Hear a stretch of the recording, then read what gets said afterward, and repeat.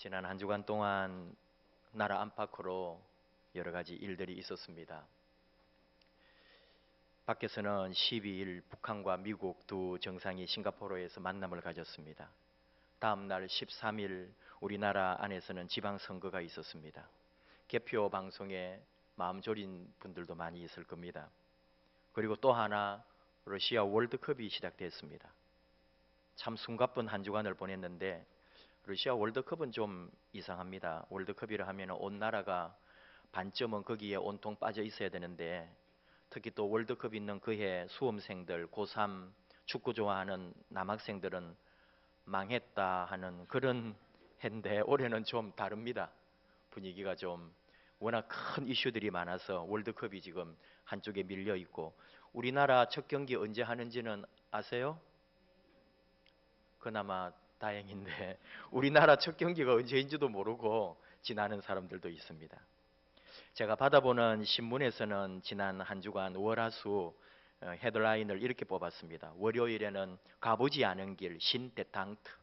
데탕트라고 할 때는 프랑스 말이죠. 긴장 완화. 옛날에 미소 대결 구도에서 60년 70년대에 미국과 구소련의 긴장 완화에서 나온 말인데 이제는 평범하게 많이들 사용합니다. 지금 이제 남북이나 북미나 새로운 긴장 완화와 평화 통일을 위한 길을 우리가 걸어간다는 거죠. 화요일 신문에는 가야 할 길, 오늘 평화의 첫 발 이렇게 북미 정상 만나는 날이었죠. 그리고 만난 그 다음 날 수요일은 한반도 평화, 위대한 여정이 시작되었다. 이렇게 헤드라인 제목이 나왔습니다. 이 다 공통의 한마디 말이 있더라고요. 그게 바로 길이었습니다.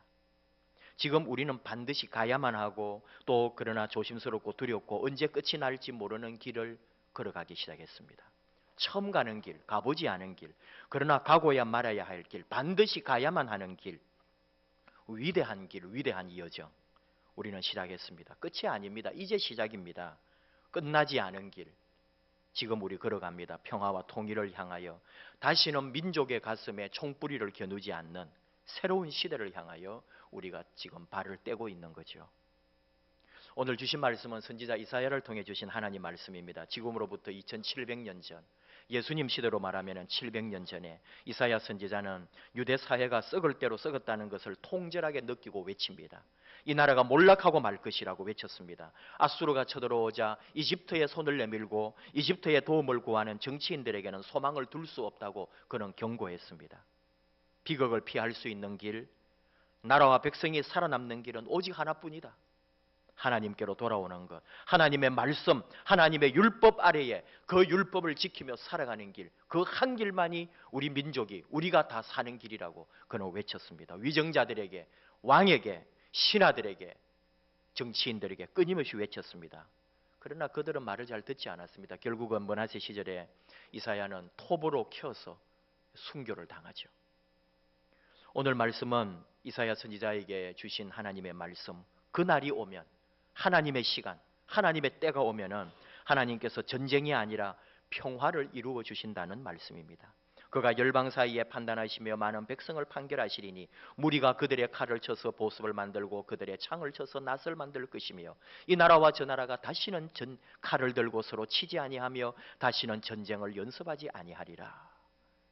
우리말 성경에서 좀 더 쉽게 번역을 했습니다. 그분이 민족들 사이에서 재판하시고 많은 백성들을 중재해 판결하실 것이니 그들이 자기 칼을 쳐서 쟁기를 만들고 창을 쳐서 낫을 만들 것이다. 민족이 민족에 대하여 칼을 들지 않으며 군사훈련도 다시는 하지 않을 것이다. 하나님의 평화, 하나님이 보여주시는 평화는 사람의 평화와 다릅니다. 하나님께서 만민의 재판관이 되어주신다는 거죠. 재판관이 되어주신다는 말 속에 이미 사람들 사이에 갈등이 있고 다툼이 있고 어떤 투쟁이 있구나 하는 걸 알 수가 있죠. 생각이 다르고 가치관이 다르고 사람의 모든 배경이 다르다 보니 우리 안에 다툼이 없을 리는 없겠죠. 사람들은 이 다툼을 힘으로 해결하려고 합니다. 어떤 사람은 의도적으로 그 싸움을 일으켜서 자기가 선점하려고도 합니다. 그곳에 일어나고 만들어질 때 그런 사람들의 투쟁과 싸움과 전쟁 속에는 비극과 눈물과 고통과 분노와 복수만 되풀이될 뿐인 거죠. 뉴욕 1번가 유엔 본부 건물 앞에 렐프 벤치 공원이 있습니다. 그 공원에는 이사야의 담이라고 하는 담이 있고 그 담에 바로 오늘 이사야서의 말씀이 기록되어 있죠. 유엔은 2차 세계대전이 끝난 후에 결성되었습니다. 전쟁을 해보니까 인간이 아니라는 걸 알게 됐죠. 인간이기를 포기하고 짐승보다도 못한 죄악을 저지릅니다. 민족의 이름으로 나라의 국가의 명령이라는 그 미명하에 잔인하게 남의 나라를 쳐들어가고 사람을 죽이고 고문하고 여자들을 급탈하고 나라를 강탈하고 지배하고 자원을 빼앗아갑니다. 인류가 유엔이라고 하는 공동체를 만들지 않을 수가 없는 거죠. 그리고 하나님의 말씀을 그곳에 새겼습니다. 고대 로마 시대의 힘의 평화가 아니라 무기로 전쟁으로가 아니라 삽과 괭이를 만들자고요. 낫과 쟁기를 만들어 농사를 지으며 함께 나누는 평화를 이루자고 유엔은 그렇게 결성이 됐습니다. 하지만 유엔의 말도 듣지 않고 유엔을 이끌어가는 강대국들이 도리어 전쟁을 일삼고 더 무시무시한 무기를 개발하고 팔아먹으려 하고 약소국들을 급박하는 시대에 우리는 오늘 21세기에 살고 있습니다. 왜 이렇게 전쟁을 하려고 할까요? 예일대 총장을 지냈던 역사학자 도널드 케이건은 이렇게 말합니다. 첫째는 불안감 때문에 전쟁을 한다는 거죠. 상대방 힘이 커지면은 불안합니다. 언제 공격받을지 모르니까 먼저 공격을 하게 되고 이것이 전쟁으로 이어진다는 거죠. 둘째는 부를 축적하기 위하여 전쟁을 합니다. 재물이나 노예를 얻어서 부를 축적하려고 하는 인간의 이 악한 마음들이 결국은 국가의 욕심이 되고 그리고는 집단적으로 그런 부를 축적하려고 전쟁을 한다는 거죠. 세 번째는 명예욕입니다. 다른 나라를 지배하고 세계를 제패하는 것이 민족의 우수성을 드러낸다고 생각한다는 거죠. 게르만 민족의 우수성에 대한 착각이 히틀러로 하여금 제2차 세계대전을 일으켰다고 분석을 하는 그런 것이 많이 있습니다. 존 F 케네디도 전쟁 준비를 해놓아야 평화도 준비할 수 있다는 것은 안타깝게도 사실이다. 그런 말을 했거든요. 강력한 국방력을 가져야 전쟁도 일어나지 않는다는 게 우리 모두의 생각입니다. 평화로 가는 길이 참 어려운 거예요. 무기를 없애버리면 될 텐데, 전쟁을 하지 않으면 될 텐데, 군대를 없애버리면 될 텐데, 근데 그게 그렇게 되는 게 아니더라는 거죠. 평화를 위해서 군대를 강화시켜야 되고 첨단의 무기로 강력하게 무장해야 되고 전쟁을 끊임없이 연습해야 된다는 거. 세상에 전쟁을 하지 않으려고 전쟁을 연습하는 게 이게 이 아이러니, 이것이 오늘 우리의 역사고 우리의 삶이에요. 그러니 우리 인류의 역사를, 이 지구촌의 역사를 전쟁의 역사라고 말하는 거죠. 오늘 하나님께서는 이사야를 통해 그 방법이 아니라고 말씀합니다. 내가 친히 너희의 재판관이 되어주겠다.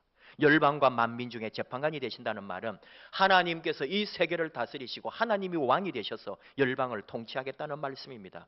사랑과 정의의 하나님이 직접 통치하시겠다는 거죠. 어떻게 한다는 걸까요? 하나님의 평화, 하나님의 다스림, 하나님의 정치는 어떻게 하는 것일까요? 하나님의 통치 방법은 무엇일까요?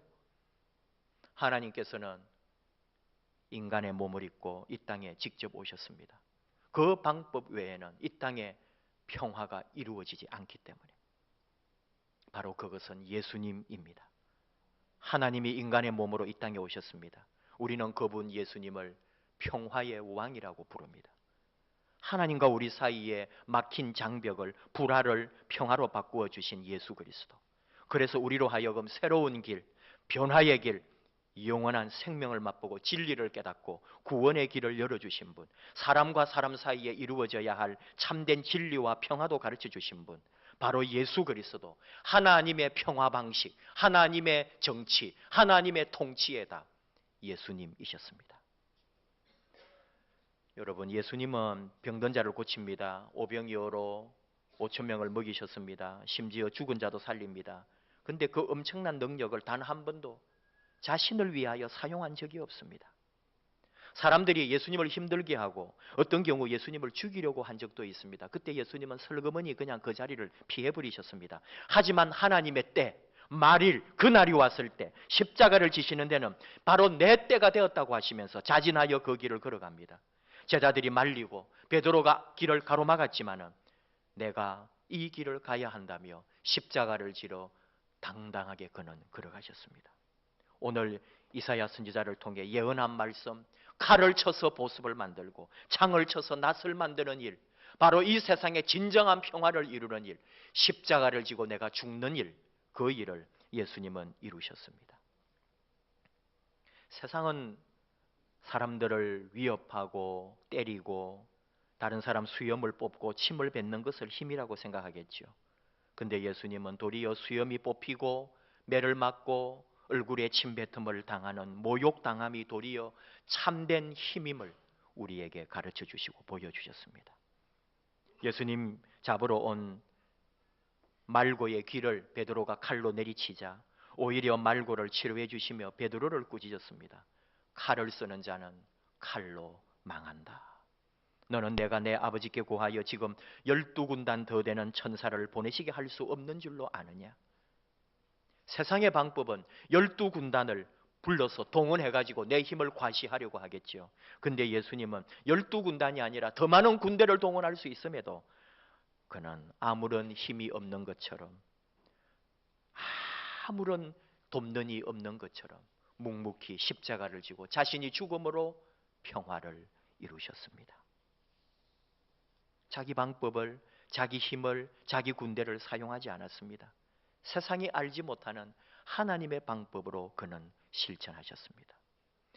칼과 창을 들고 평화를 만들겠다는 인간의 방법에 낫과 괭이와 호미를 들고 하나님의 평화를 이루는 십자가의 그 길을 우리에게 보여주셨습니다. 칼을 쳐서 보습을 만들고, 보습은 쟁기 끝에 있는 삽 모양의 쇠를 말하는 거죠. 무기가 아닙니다. 남을 해치려는 게 아닙니다. 땅을 갈아서 먹거리를 만드는 목적으로만 사용되는 농기구입니다. 이것이 진정 이 땅에 참된 평화를 이루는 것임을. 우리의 무기도 마찬가지입니다. 칼과 창이 아닙니다. 사드가 아닙니다. 오늘도 이 말씀은 유효합니다. 십자가를 지고 고난을 받으며 세상의 싸움을 포기한 자처럼, 아무런 힘이 없는 자처럼, 나는 아무런 가진 것이 없는 것처럼 묵묵히 하나님의 길, 십자가의 길을 걸어가는 것이 참된 평화다. 바로 그 평화를 가져오신 예수님이 우리를 향하여 이런 말씀하셨습니다. 마태복음 5장 9절, 화평하게 하는 자는 복이 있나니, 평화를 만드는 자는 복이 있나니 그들이 하나님의 아들이라 일컬음을 받을 것이미요. 이 말을 그대로 분석을 해보면 너희가 하나님을 아버지라 부르고 하나님을 그렇게 하나님의 가족처럼 살려고 하는데, 네가 진정 하나님의 자녀가 되고 하나님과 함께하는 가족이 되려면 바로 평화를 만드는 사람, 화평을 도모하는 사람이 되어야 한다. 화평을 위해 일하는 자가 될 때 너는 하나님의 자녀라고 부름받을 것이다. 이렇게 가르쳐주고 있잖아요. 화평하게 하는 자, 에이레네 포이오스, 평화가 에이레네죠. 그리스 신화의 그 평화의 신도 에이레네죠. 이 에이레네에다가 행한다고 하는 포이에오가 붙어가지고 에이레네 포이오스가 됐어요. 평화를 만드는 사람, 적극적입니다. 수동적이 아닙니다. 평화를 위해 일하라는 거예요. 칼을 쳐서 보습을 만들라는 거예요. 너의 창을 쳐서 낫을 만들라는 거예요. 그렇게 될 거라고 그냥 기다리지 말고 평화를 위하여, 영어로 이렇게 번역하죠. 피스메이커라고. 평화를 만드는 자라고요.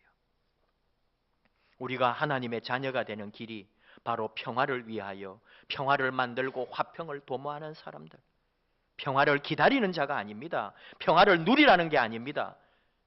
평화를 위하여 일하라고, 평화를 위하여 나아가라고 우리에게 가르쳐 주시는 거죠. 십자가를 지고 가라고.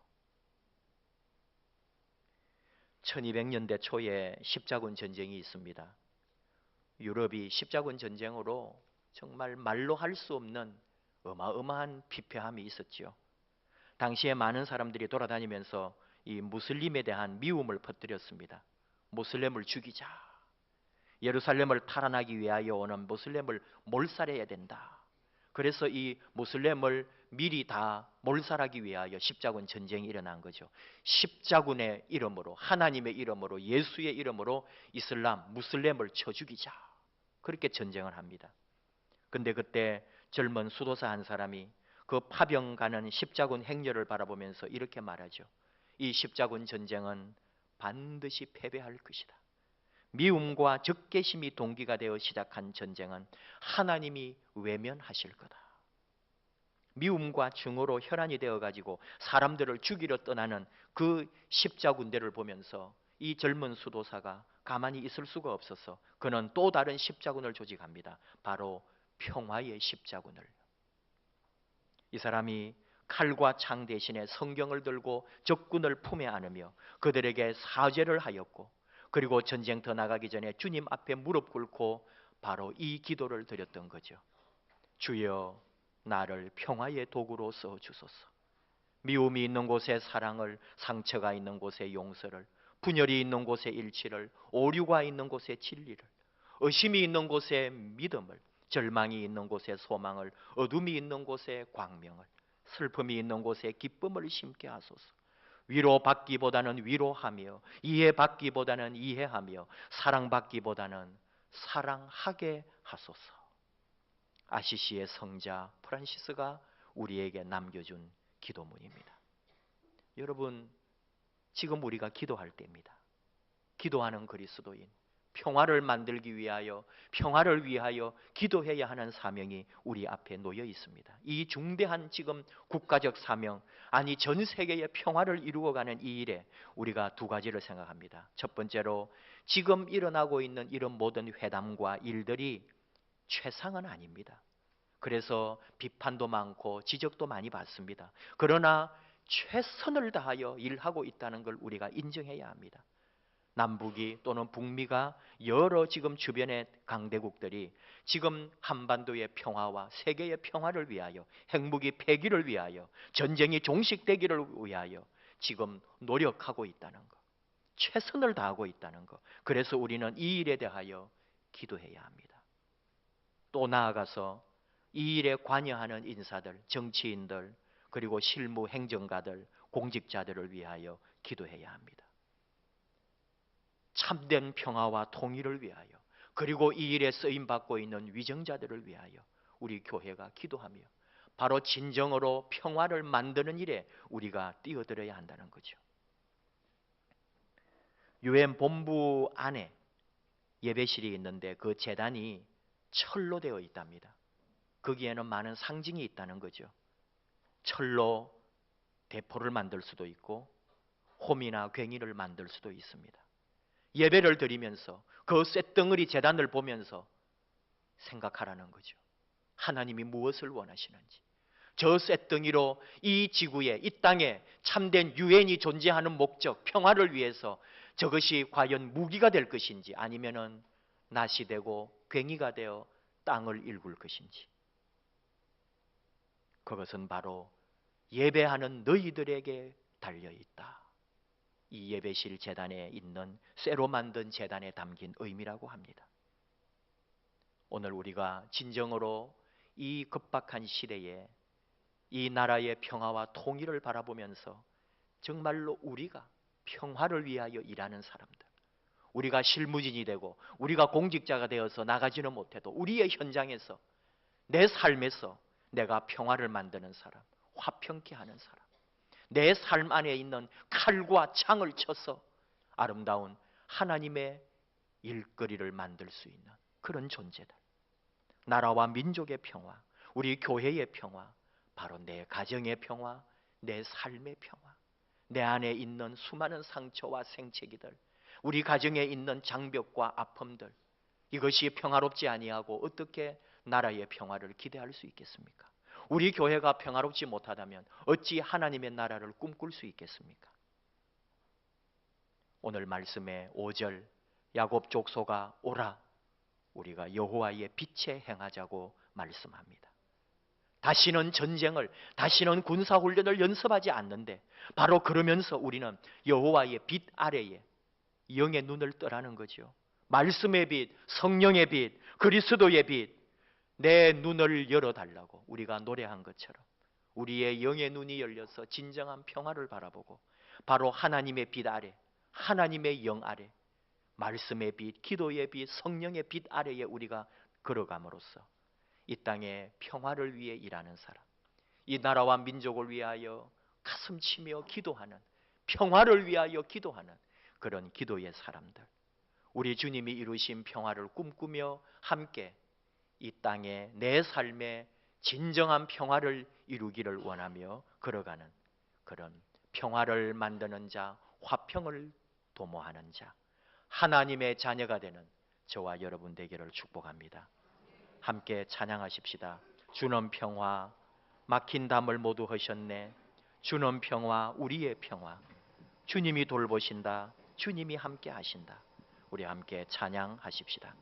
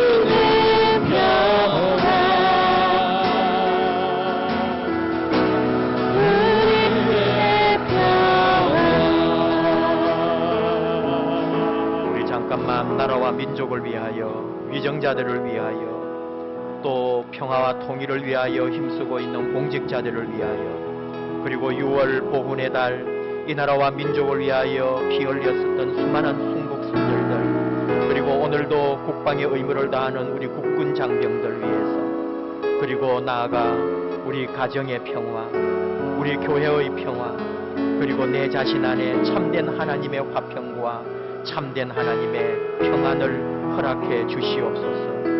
여호와의 빛이, 말씀의 빛이, 성령의 빛이 우리를 비추어 주시고 우리 눈을 열어 이 땅의 참된 평화와 이 민족의 통일을 바라보며 기도하며 믿음으로 걸어가는 이 나라 이 백성 우리 교회 되게 하여 주시옵소서. 우리 잠깐 함께 기도하겠습니다. 주여 부르고 같이 기도합시다. 주여.